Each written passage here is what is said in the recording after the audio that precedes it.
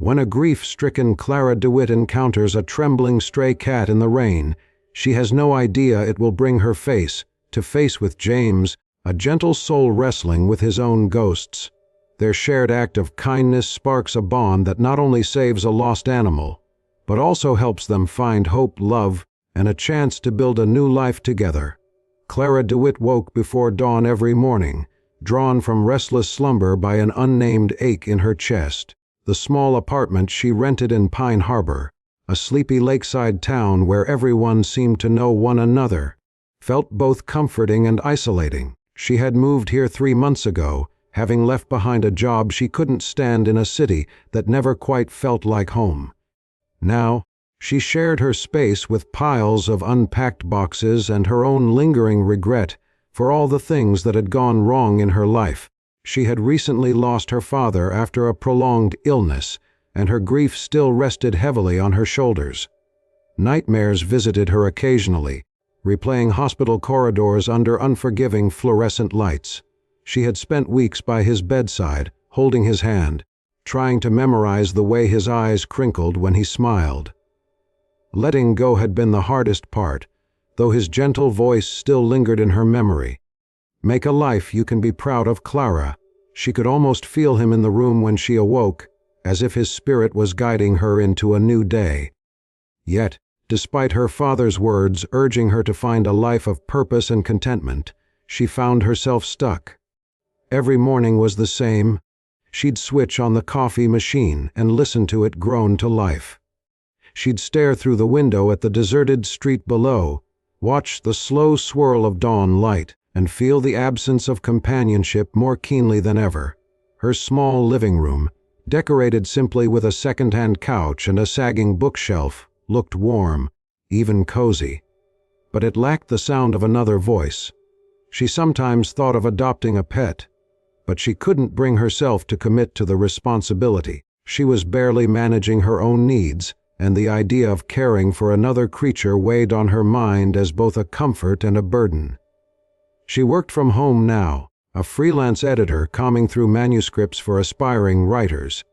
The solitary nature of her job suited her, at least on the surface. After all, editing required concentration and silence, and Pine Harbor offered plenty of that. But she wondered if she had gone too far in her search for peace, because in the hush of her small-town existence, the echo of loneliness rang loud.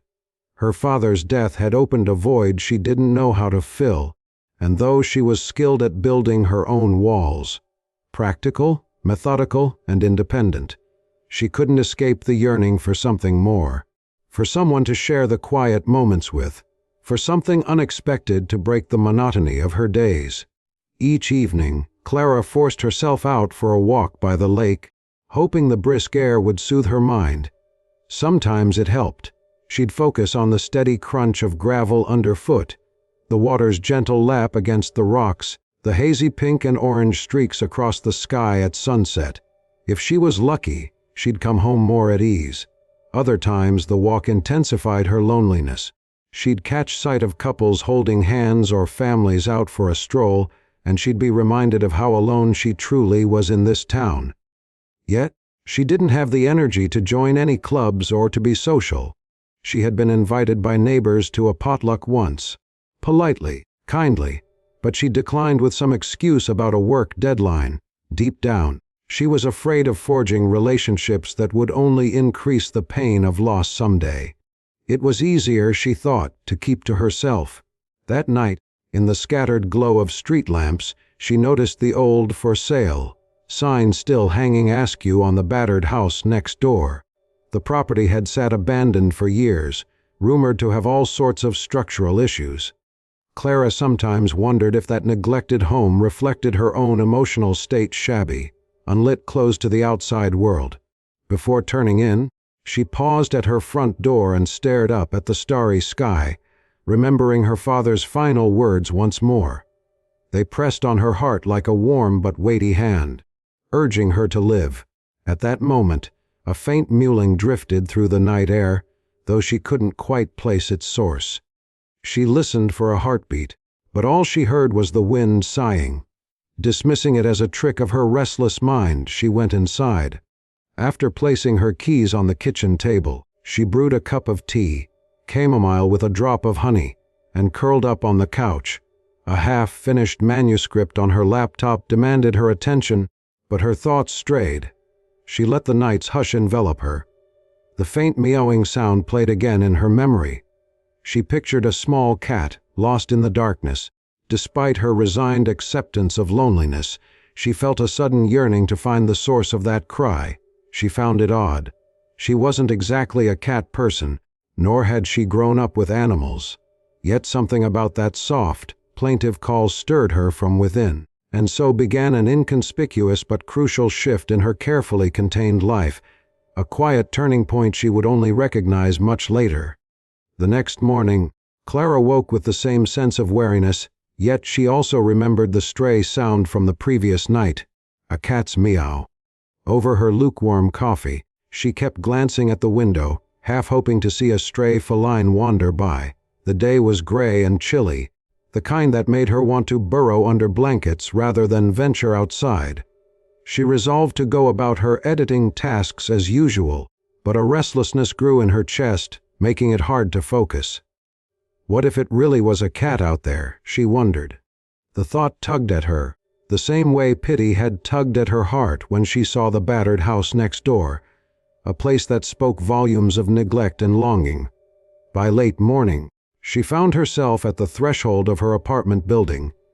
Coat thrown hastily over her shoulders, curiosity guiding her steps. She ventured around the corner of the building, passing the fence that separated her apartment complex from the derelict house. At first, the yard looked empty except for a few overgrown shrubs and a tangle of brambles along the fence line. But then she heard a soft mew, so faint she might have missed it if she hadn't been listening carefully. Heart quickening, Clara stepped closer to the fence.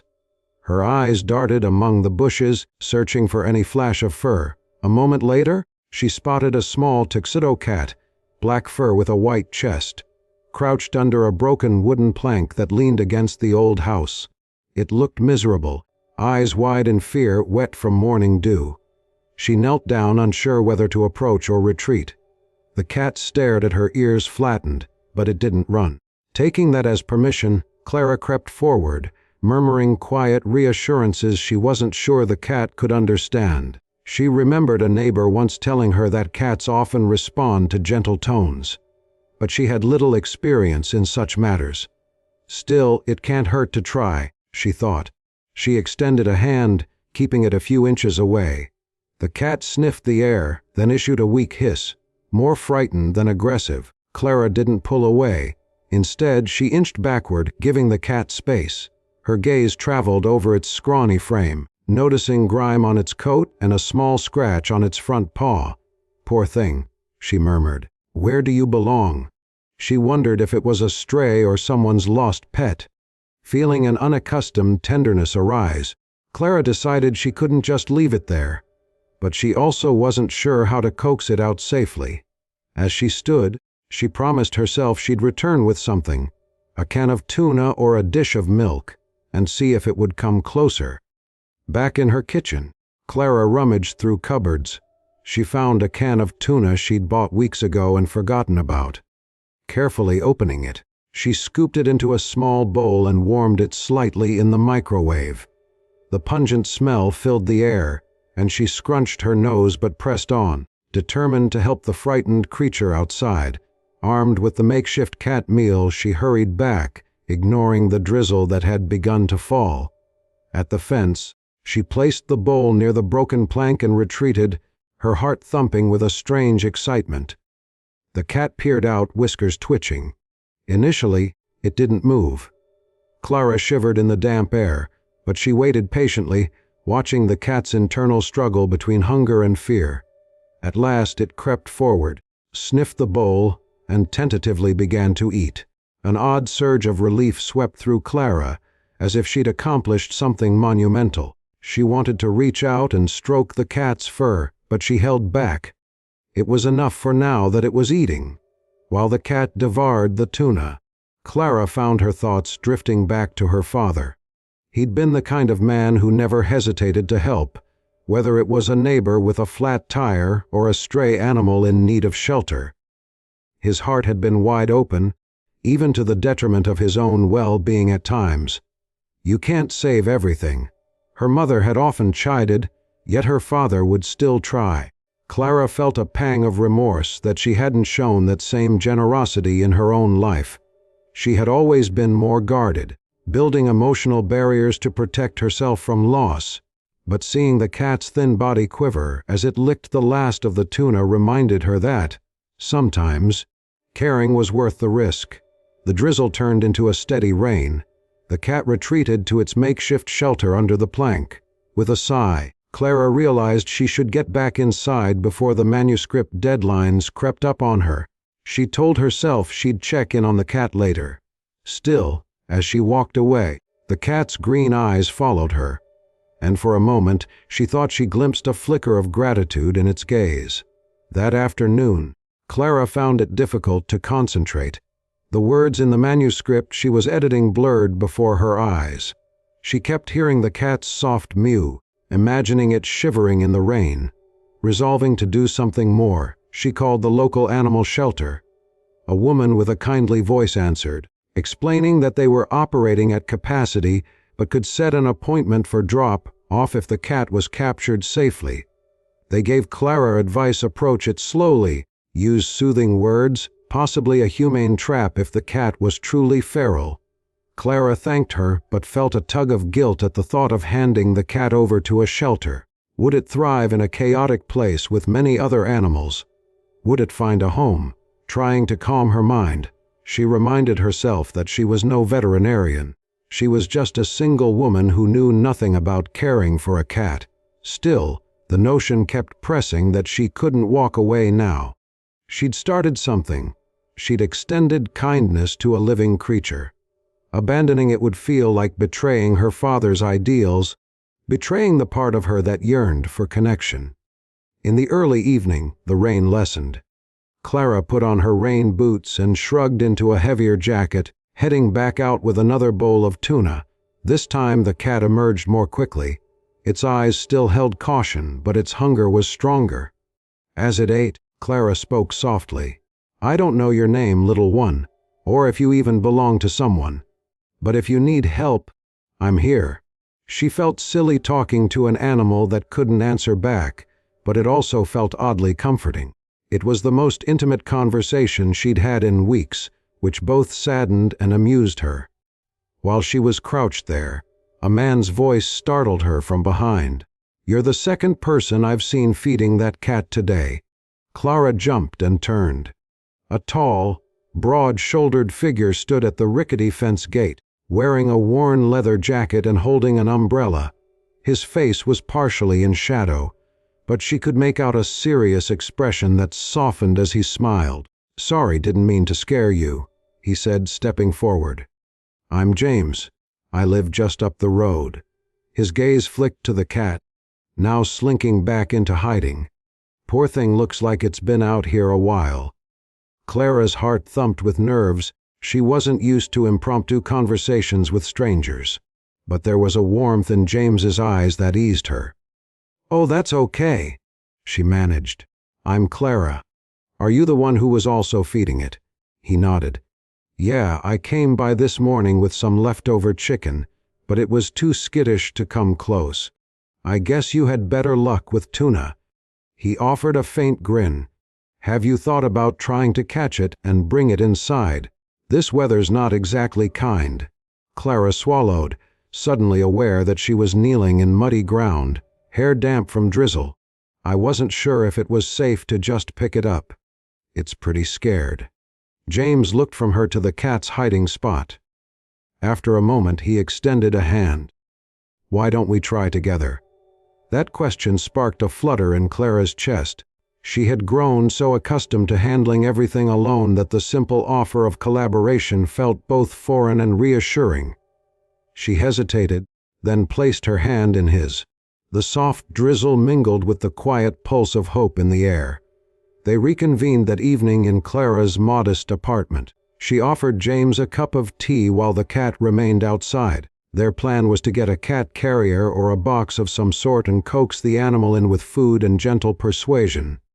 James lived in a small, rustic cabin on the other side of Pine Harbor, and he'd volunteered to fetch a spare pet carrier he had left over from caring for his late grandmother's cat. While they waited, Clara felt uncharacteristically nervous, uncertain how to navigate conversation with this stranger in her personal space. But James seemed just as unsure, his large hands fiddling with the rim of his teacup. "I'm sorry for barging in like this," he said, glancing around her living room. "I just figured it was easier to talk indoors than in the drizzle." Clara nodded. "No, it's fine. I appreciate the help. I was worried about that cat." She took a sip of tea, inhaling the chamomile's comforting scent. An awkward silence followed, punctuated by the sound of raindrops against the window. Finally, James offered a smile. "So you're fairly new to Pine Harbor, right? I haven't seen you around before." Clara nodded again. She felt slightly embarrassed that she hadn't been more sociable since arriving in town. "Yes, I moved here a few months ago. I'm a freelance editor, so I mostly work from home." Her voice trailed off as she debated whether to share more. The vulnerability of explaining her father's death and her subsequent need to escape her old life felt too raw, but something in James's earnest gaze urged her to be open. So she added softly, "I lost my father recently. Pine Harbor felt like a quiet place to get my bearings." James's expression grew gentle. "I'm sorry for your loss," he said, voice laden with empathy. "I lost my grandmother a year ago. She raised me, so it was tough." He paused, allowing the weight of his words to settle. "This place can be healing, though. The lake, the slower pace. It sort of gives you room to think and grieve." A shared understanding passed between them, forged by common threads of loss and the desire for solace. For a moment, the hush in the apartment felt less lonely and more comforting, as though an unspoken bond had formed. Shortly after, James stood to leave, promising to return in an hour with the carrier. As he reached the door, Clara found herself uncharacteristically bold. "James," she said softly, "thank you." He turned, meeting her gaze with a warm smile. "You're welcome," he replied. "We'll help that cat together." Then he was gone, swallowed by the gray twilight, leaving Clara with a curious swirl of emotions she hadn't felt in a long time. True to his word, James returned, carefully carrying a plastic pet carrier. It looked well used but clean, lined with an old towel for warmth. He placed it on Clara's kitchen floor, then knelt to test the latch. Satisfied, he stood. "Now the trick is to get the cat inside without freaking it out," he said, half grinning. Clara laughed a little, the tension that had coiled in her chest earlier, easing with the light-hearted moment. "I suppose we'll have to be slow and gentle." They ventured back outside together. The evening air was cooler, but at least the rain had stopped. Dusk had settled over the old house next door, and the cat was nowhere in sight.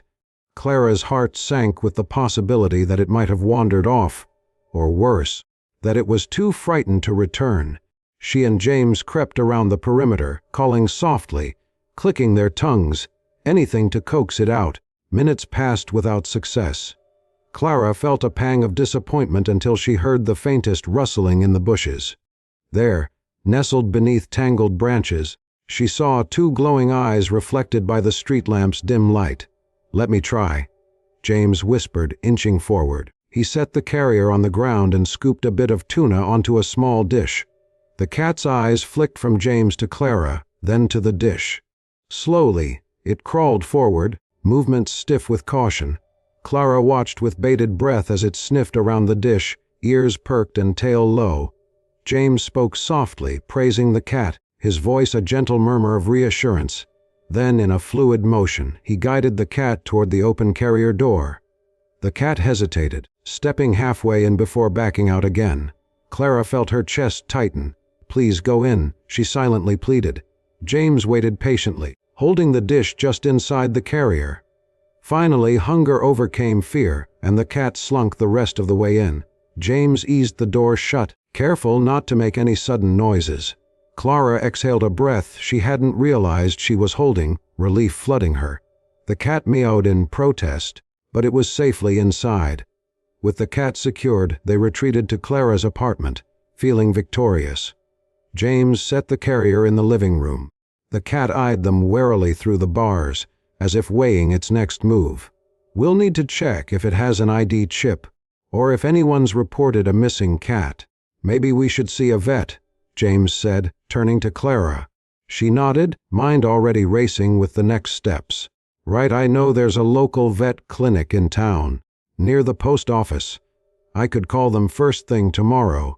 They fell into a companionable silence, the cat occasionally letting out a soft, complaining mew. Then James cleared his throat. "I can leave the carrier with you, if you're all right keeping it here tonight. I've got some cat food at my place, left over from my grandmother's cat, so I could bring some by tomorrow if that helps." His offer was earnest, but Clara hesitated. It had been a long time since she'd let anyone be this helpful, especially someone she barely knew. Yet she couldn't deny the sense of relief at the thought of not doing this alone. "That would be great," she finally said. Their eyes met, and an understanding passed between them. A shared commitment to this small creature, but also a mutual sense of healing that might unfold if they continued down this path. Night settled in as James took his leave. Clara stood by the door, the soft click of the latch echoing in the hallway.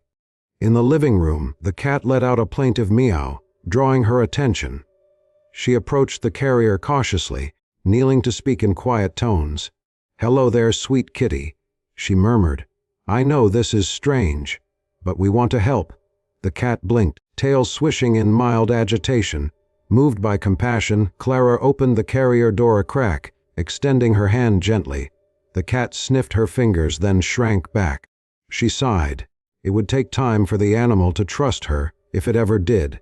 She found an old blanket and placed it beside the carrier, leaving the door ajar in case the cat wanted to explore.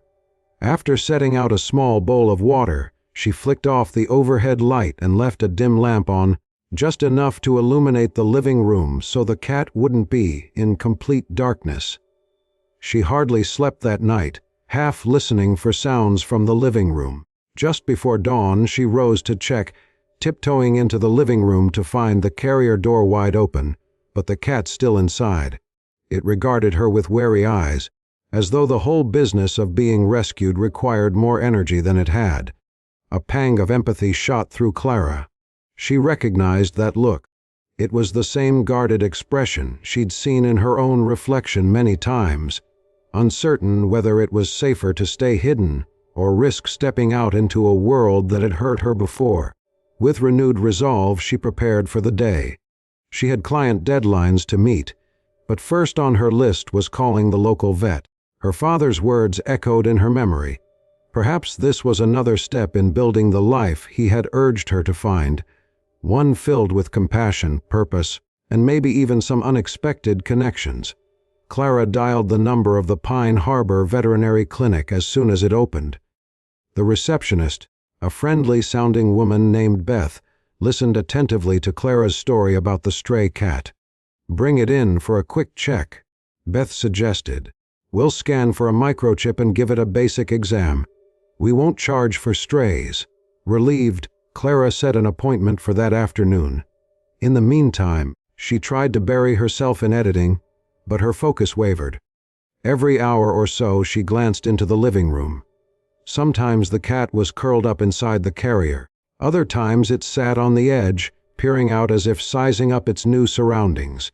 The scrawny animal looked slightly more at ease, though it still eyed Clara warily whenever she approached with fresh water or food. She noticed a small notch in its left ear, and it made her wonder about its past. Had it lived in a loving home once? Had it been abandoned? The possibilities tugged at her heart. Around noon, James showed up with a bag of cat food, a scratching post, and a small dish. He grinned sheepishly as he carried them into the living room. "Went a bit overboard," he admitted, placing them down. Clara felt a flare of gratitude. She realized she was smiling more freely than she had in a long time. The two of them watched as the cat eyed the new items with suspicion, slowly padding over to sniff them. James knelt, extending a hand. "Hey, buddy," he said in a soothing tone. "We're taking you to the vet soon, but we promise it's for your own good." Clara cleared her throat softly. "Thanks for bringing all this," she told James. "I really appreciate it." He turned, meeting her gaze. "No problem. I remember how comforting my grandmother's cat was when I was grieving her loss last year. Cats can be a pain, but they can also be good company when you need it." A subtle understanding seemed to pass between them again, a sense that each recognized the other's loneliness. In that shared empathy they found an unspoken bond. Shortly after, they loaded the cat, carrier and all, into James's car, opting to drive together to the clinic. The cat meowed its displeasure throughout the short journey, but James played soft music on the radio, occasionally murmuring words of reassurance. Clara, seated in the passenger seat, felt a pang of warmth every time she glanced over at him. The gentle lines around his eyes, the steady way he held the steering wheel, it filled her with an unaccustomed sense of safety. The Pine Harbor Veterinary Clinic was small and cozy, with a waiting room painted in sunny yellows. Posters of cats and dogs with witty slogans decorated the walls, and a few potted plants rested near the windows. Beth, the receptionist Clara had spoken to earlier, greeted them warmly. "So, here's our stray cat," she said, peeking through the carrier's door. The cat hissed at her intrusion, prompting Beth to chuckle. "Feisty one, huh?" Soon, a young veterinarian named Dr. Rao appeared, ushering them into an exam room. He carefully lifted the cat onto the metal table. Clara's heart thudded as the cat struggled, letting out a frightened yawl. She instinctively moved forward, placing a gentle hand near its head to reassure it. Dr. Rao murmured soothing words before using a small scanner to check for a microchip. A pause, then a shake of his head. "No chip," he confirmed. He did a basic assessment, checking ears, eyes, and that small scratch on its paw. Slight infection, but nothing serious. "The cat's underweight and a bit dehydrated, though," he noted. "With proper care, it should recover nicely." Clara felt both relief and sadness. If there was no chip, there might not be an owner searching. This cat was truly alone, much like she had been feeling these last months. She and James exchanged glances. "So what happens now?" James asked, his voice quiet. "Doctor." Rao offered a kind smile. "Typically, you could bring it to a shelter, but if you're willing to foster it, that might be better. Our shelter is full, so fostering is often easier on the animal, especially one that's already anxious." Clara swallowed.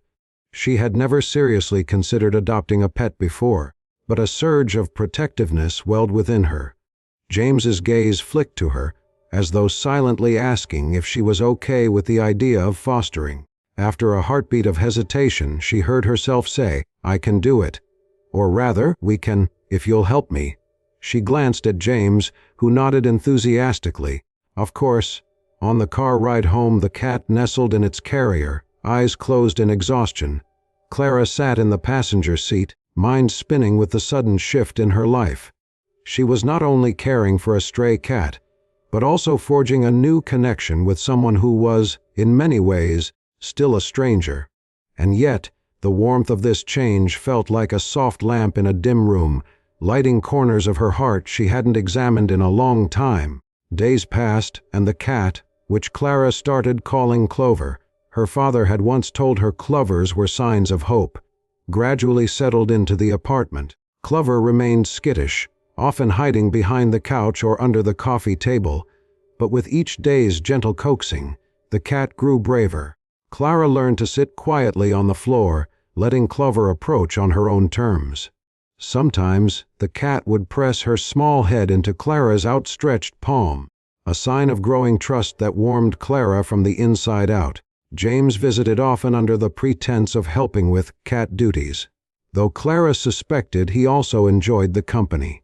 Together, they set up a small cat bed in a corner near the heater, introduced new toys, and patiently administered medication for Clover's paw infection. In these shared tasks, they found a companionable rhythm, punctuated by playful banter and comfortable silences. Clara discovered that James had a subtle sense of humor, dry and soft-spoken. She also learned about his background. After his grandmother's passing, he'd moved back to her old cabin and worked part-time at a mechanic's shop while figuring out his next step in life. He was good with cars, good with animals, and surprisingly gentle in spirit for someone so outwardly rugged. One evening, after a long day of editing, Clara felt a wave of grief she'd suppressed for months. She sat by the window, Clover perched on her lap, and tears slipped down her cheeks unbidden. The memory of her father's hospital room swirled in her mind. The antiseptic smell, the rhythmic beep of machines, the quiet whisper of respirators. She recalled his last day vividly, the way his eyes, once bright, had grown distant yet somehow held unwavering love for her. His final words still echoed like a gentle echo, "Find a life that brings you joy." Clover shifted, sensing Clara's distress. The cat pressed its small head to her chest, purring quietly. The warmth of that simple gesture unlocked something in Clara's heart. She realized she was no longer alone in her sorrow. She had Clover's silent empathy, and she had James's budding friendship. Tears continued to fall, but in them was a dawning acceptance that maybe she didn't have to carry her grief entirely by herself. That same night, James texted to check on Clover. In a moment of fragile vulnerability, Clara replied, admitting she was having a hard time emotionally. Without hesitation, James offered to swing by if she wanted company. Normally, Clara would have politely refused, but grief had eroded her usual defenses. She said yes. When James arrived, he carried a bag of groceries, ingredients for soup, he explained. He rolled up his sleeves and got to work in her small kitchen, chopping vegetables with practiced ease. The rhythmic chop of the knife blended with the soft hum of the stove, creating a comforting domesticity Clara had almost forgotten existed. She watched him, hands wrapped around a mug of tea, and felt a strange stirring of gratitude. They ate together at her cramped table, spoons clinking against the bowls. Outside, the wind howled, but within those four walls, a sense of safety blossomed. James told her a little more about his grandmother, how she'd been the only stable figure in his childhood, how losing her felt like losing an anchor. Clara shared stories of her father, his generosity, his laughter, his unwavering belief that goodness existed in the world. Through these quiet revelations, they understood each other's grief on a deeper level. After the soup bowls were emptied, James suggested they take Clover out of hiding for a gentle brush, something the vet had recommended for the cat's matted fur. This daily ritual had become a bonding time for them. Clover, though initially squirmy, seemed to surrender to the soothing brushstrokes. Clara sat behind Clover while James stroked the cat's back. Occasionally their hands brushed, causing a flicker of awareness between them. It was a subtle exchange, a tingle of possibility, though neither voiced it. Eventually, the clock moved toward midnight. James yawned, rubbed his eyes, and rose to leave. Before he stepped out, he paused at the door, turning to Clara. In the soft glow of the hallway light, his expression was tender. "If you ever need someone to talk to, or just, I don't know, someone to share soup with, I'm here." Clara felt her chest tighten with a mix of gratitude and an emotion she hadn't dared to name. She nodded, offering a slight smile. "Thank you, James." With that he left and Clara was once again alone, but this time the solitude felt less oppressive. Clover purred at her feet, and she stroked the cat's head, whispering, "Maybe he's not just a stranger anymore, huh?" In the subsequent weeks, Clara noticed her routine shifting in ways she had never anticipated. Morning coffees no longer felt lonely. Clover would circle her ankles, meowing for breakfast, and the cat's companionship was surprisingly heartening. She still walked by the lake in the evenings, but sometimes James would accompany her. They'd stroll side by side, discussing everything from the changing weather to their career uncertainties. Clara found herself laughing more, occasionally leaning on James's arm when the path grew slippery. She felt the heaviness of grief gradually lighten, replaced by cautious hope. But life seldom unfolds without conflict. The first sign of trouble came in the form of an online notice. Clara stumbled upon a social media post from someone claiming to have lost a tuxedo cat in Pine Harbor. The post was recent and featured a blurry photo that bore a resemblance to Clover, enough that Clara felt a jolt. She read the details. The cat had gone missing over a month ago, the owner devastated. A wave of conflicted emotions rolled through her. If Clover truly belonged to someone else, she should reunite them. That was the right thing to do. But the idea of giving up the cat brought an unexpected ache. Clover had become a companion in her emptiness, an anchor in her grief, and ironically, the bridge that connected her to James. Clara contacted the poster hesitantly, attaching a photo of Clover. She tried to be rational. If this was the cat's real owner, she had a responsibility to do the right thing. But that night, lying awake, anxiety gnawed at her. She replayed images of Clover's trustful gaze, the soft purr that lulled her to sleep. She didn't want to lose that. She forced herself to remember that love, in all forms, often involved letting go. Her father's death had taught her that one couldn't cling to things forever. Sometimes, giving someone back what they'd lost was an act of love, too. The next day, a reply appeared in her inbox. The poster was certain Clara's cat was not the missing one after all. Different markings on the face, apparently. Relief flooded Clara, so overpowering it almost frightened her. She realized she had grown more attached to Clover than she'd admitted.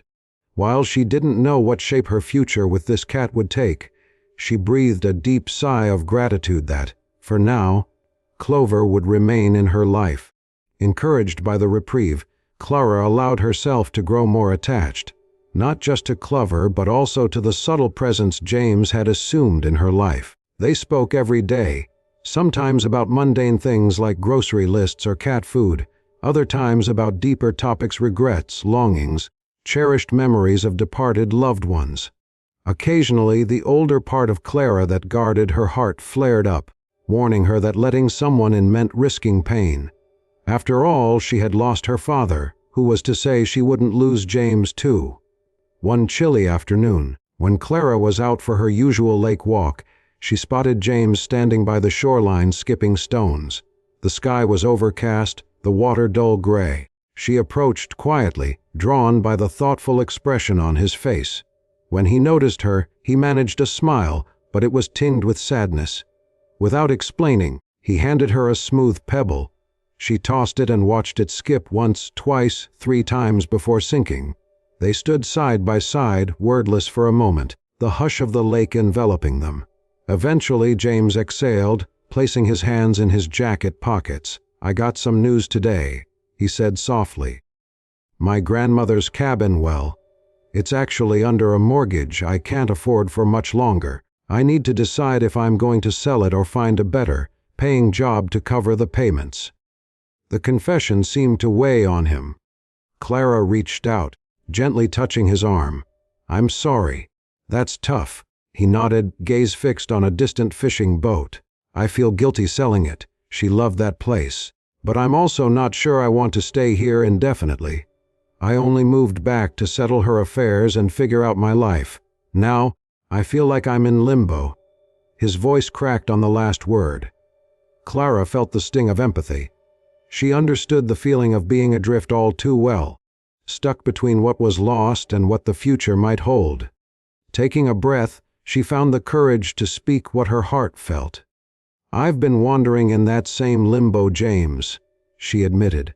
"Grief brought me here, but maybe we can figure out how to move forward.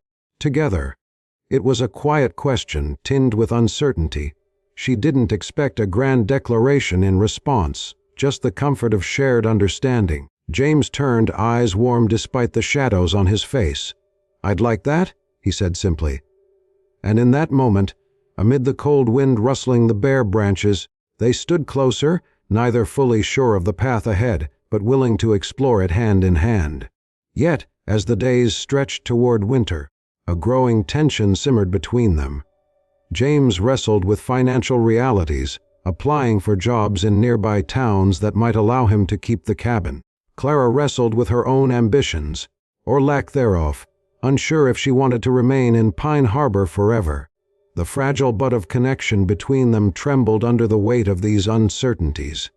On a particularly frigid evening, after returning from a day of job hunting, James arrived at Clara's doorstep looking withdrawn. "No luck," he murmured, stepping inside to warm up. Clover meowed in greeting, winding around his ankles. He bent down to scratch the cat's ears, a faint smile ghosting his lips. When he straightened, his eyes met Clara's. "I'm starting to think selling the cabin might be the only option." His despair was palpable. Clara tried to reassure him, offering tea and gentle words, but she sensed he was pulling away, burying his anxiety. They settled into her living room, but the usual warm conversation was absent. Silence draped over them, broken occasionally by Clover's inquisitive purrs. Finally James spoke, voice tight with frustration. "I just feel like I'm failing her memory. I promised I'd keep that place alive." Clara inhaled sharply. Her own guilt about not fulfilling her father's final wishes resonated. She reached out to take James's hand. "We can't do everything perfectly," she said, her own voice shaking. "Maybe honoring their memory isn't about holding on to physical places, but carrying their spirit forward in what we do." She thought of her father's generous heart, how he'd always prioritize people over property or possessions. She tried to channel his perspective now. James sighed, but his gaze softened. "You might be right. It's just letting go is so hard." Clara squeezed his hand, a silent gesture of solidarity. She recalled how fiercely she had tried to deny her father's illness, how she'd clung to hope even when the prognosis grew dire. The process of releasing was painful, but in time it revealed new paths. She wanted James to see that for himself. As the night grew late, they found themselves on the couch, exhausted from emotional turmoil. Clover hopped up, nestling between them as if bridging the gap. They petted the cat, the soft fur a soothing distraction. In that quiet intimacy, James murmured, "Sometimes I wonder if I should just leave Pine Harbor, start fresh somewhere else." Clara's heart stung at the thought. "You could," she replied, trying to keep her voice steady. "But I'd miss you." The honesty of that admission left her vulnerable. James's eyes flicked to her, reflecting an equal measure of fear and longing. "I'd miss you too," he whispered. The unspoken question hung between them. Were they willing to risk the pain of change for the chance at love and a new beginning? Winter's first snowfall came abruptly one morning. Clara woke to a soft blanket of white covering the street outside her window, swirling flakes drifting lazily in the gray sky. Clover seemed fascinated, perched on the windowsill, tail flicking back and forth as she watched the snow fall. Clara smiled at the cat's curiosity and decided to venture out for a short walk before tackling her editing projects. Bundling up in a scarf and gloves, she stepped onto the front stoop. The cold air pinched her cheeks, but the pristine calm of fresh snow was enchanting. As she walked, her boots crunching softly, she noticed footprints leading to the old, abandoned house next door. Curious, she followed them around back, where she found James, of all people, peering through a dusty window. He startled when he realized he wasn't alone. "Oh, Clara." "Morning," he said, rubbing his hands together for warmth. "What are you doing here?" she asked, stepping closer. He shrugged, nodding toward the decrepit structure. "I was just looking around, thinking about real estate." When he saw her puzzled expression, he continued, "I had a chat with a realtor. She mentioned that this house might go for cheap, given its condition. I don't have enough for my grandmother's cabin, but maybe this could be an option. It needs a ton of work, but it might be a project I can manage." Clara blinked, staring at the broken windows and sagging roofline. "You'd buy this place?" The idea startled her, but as she studied James's face, she saw a flicker of hope that had been absent for days. "It could be a fresh start," he said, voice quiet. "I'm pretty good with repairs. It'd keep me in Pine Harbor, and it wouldn't feel like I'm trying to replace my grandmother's cabin, more like forging something new." She processed this, conflicting emotions swirling within her. On one hand, the place was in dismal shape. She worried James might be biting off more than he could chew.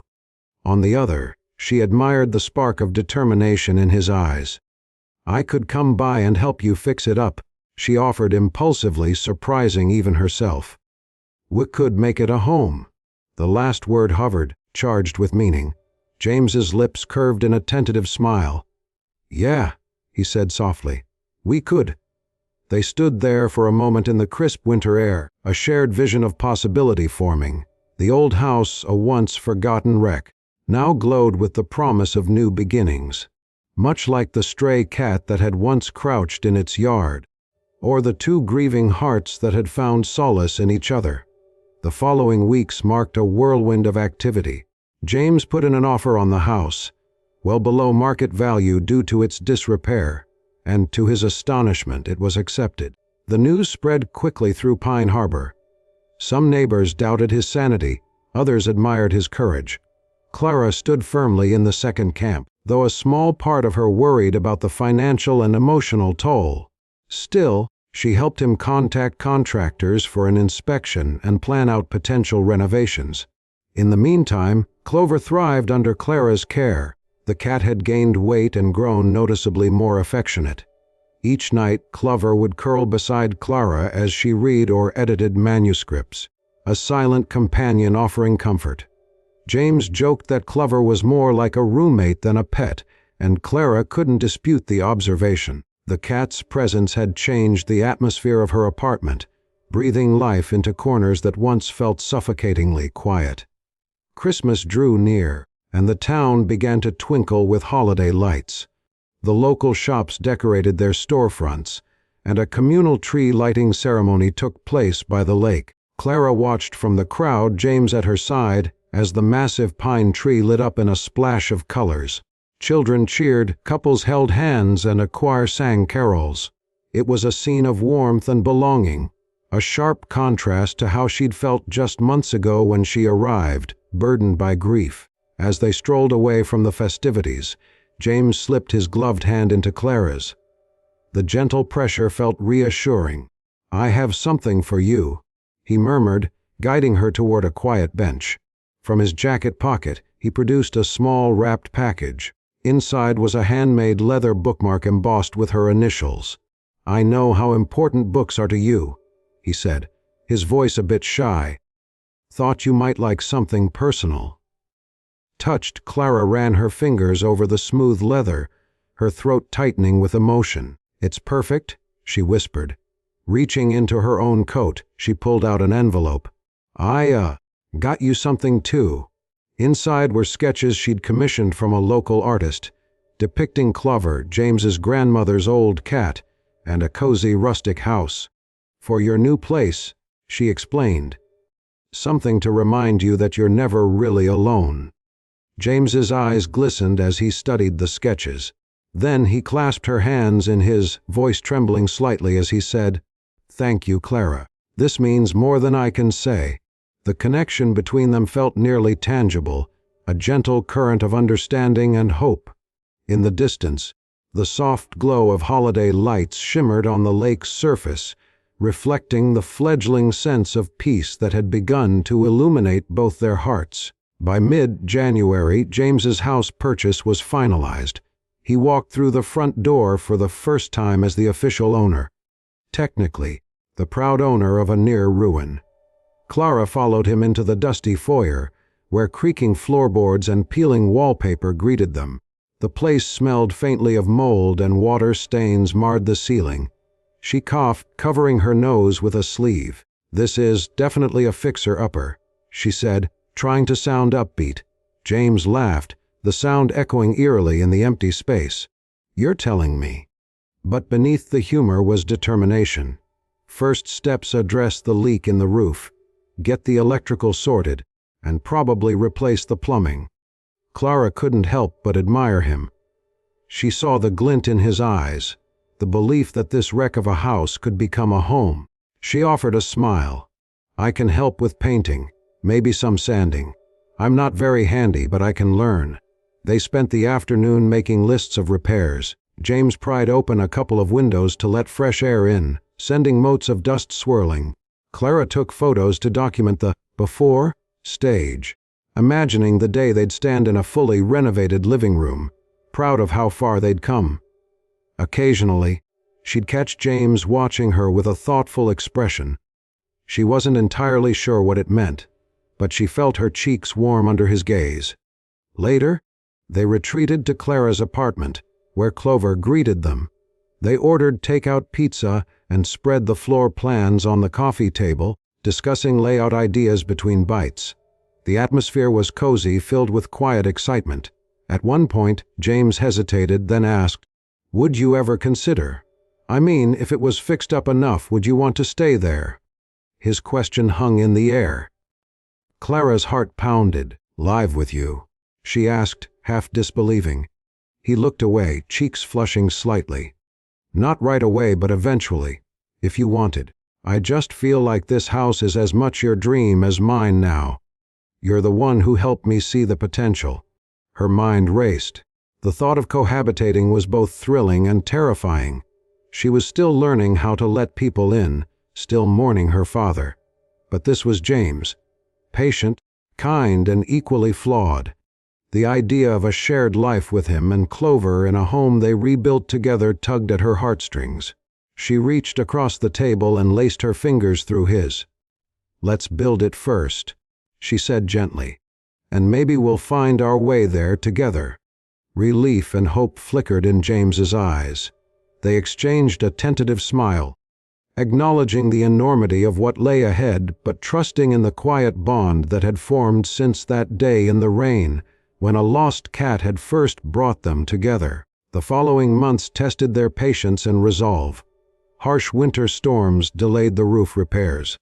An electrical short blew the house's fuse box, requiring a complete overhaul.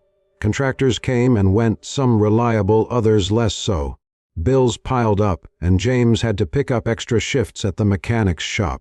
Clara juggled her editing deadlines with frequent visits to the site, where she helped with tasks like scraping old wallpaper or painting primer onto newly repaired walls.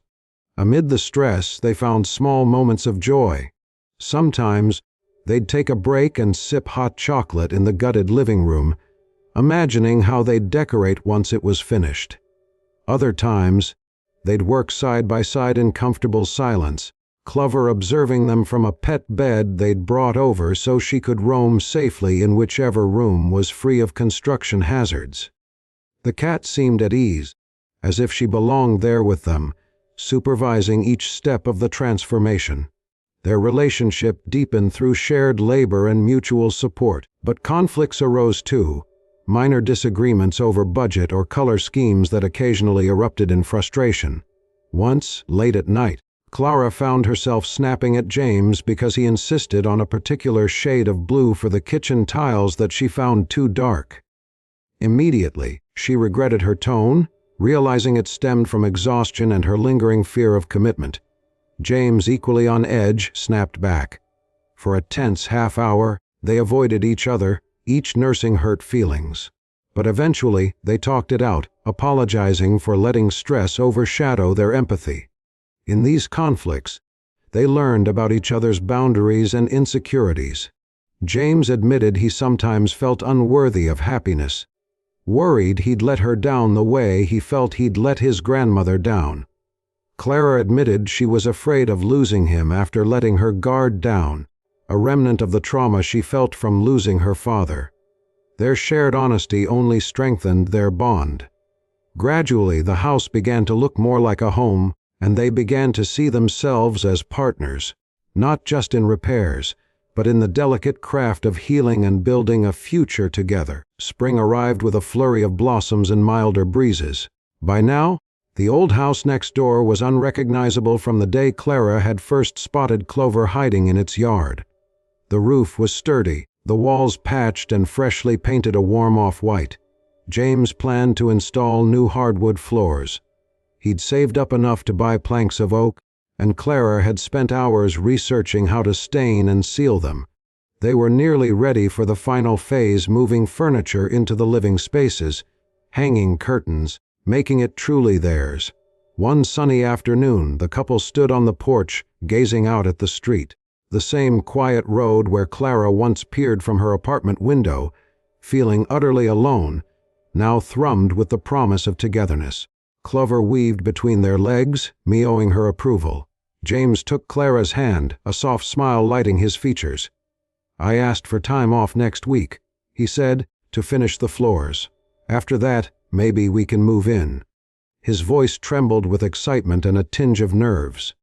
Clara leaned her head on his shoulder, a contented sigh escaping her lips. "It sounds perfect," she whispered. Her father's memory flickered in her mind, his gentle guidance to find a life filled with joy and purpose. She felt certain he'd be smiling at this moment, proud that she had dared to love again, dared to rebuild her shattered heart in the face of loss. She looked up at James, eyes shining. "I never would have guessed a lost cat would be the one to bring me back to life," she murmured, a note of wonder in her voice. He grinned, bending down to stroke Clover's head. "Funny how the smallest things can change everything," he replied. "And how strangers become the people you can't imagine living without." They stood there for a while, savoring the shared silence, the warmth of the sun on their faces, the soft purr of the cat that bound them. When they finally stepped inside, it was into a house brimming with possibility. Loose planks of oak leaned against the wall. A few unopened boxes of fixtures waited to be installed, but the real sense of completion lay in the love filling the space. Love born of kindness, patience, and shared determination. Love that honored the past and embraced the future.